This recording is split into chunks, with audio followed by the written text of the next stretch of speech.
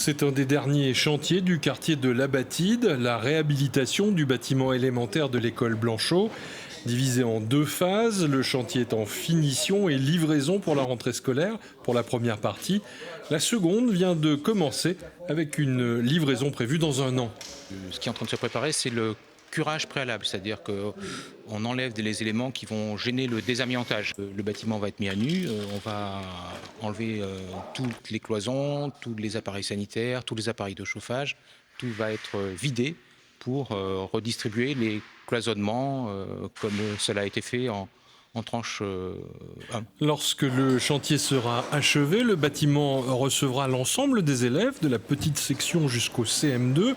Le montant global de cette opération est de 4 700 000 euros et le chantier comporte plusieurs particularités techniques. Le local de la centrale de traitement d'air, donc, qui est un équipement qui donne l'air neuf dans les classes et le renouvelle et l'extrait également.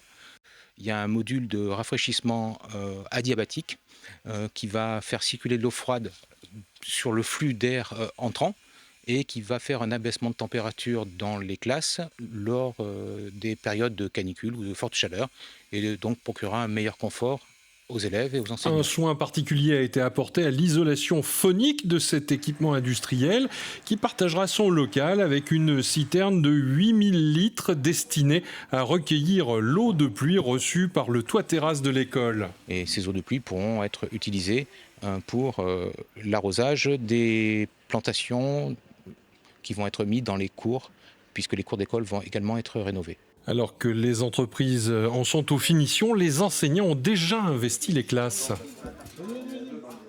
Une moitié du bâtiment a été rénovée complètement, c'est-à-dire les cloisonnements, le chauffage, l'éclairage, les rangements, les sols. Tout a été remis à neuf. L'isolation, les menuiseries, tout a été remplacé. Déjà des éclairages LED, bien sûr, modernes. On a des radiateurs radiants en plafond, c'est-à-dire que pour le ménage, pour le confort, le chauffage est émis par des panneaux rayonnants qui sont sur les plafonds. Voilà. Plus de confort et moins de dépenses énergétiques. Oui, et aussi facilité d'entretien. On n'a plus ces nids de poussière qui se situent derrière les radiateurs. Donc ça n'existe plus. On a aussi des sols qui sont et des peintures qui sont avec faible émission de COV. Un ensemble de panneaux photovoltaïques produira de l'électricité pour l'autoconsommation de l'école et du gymnase attenant.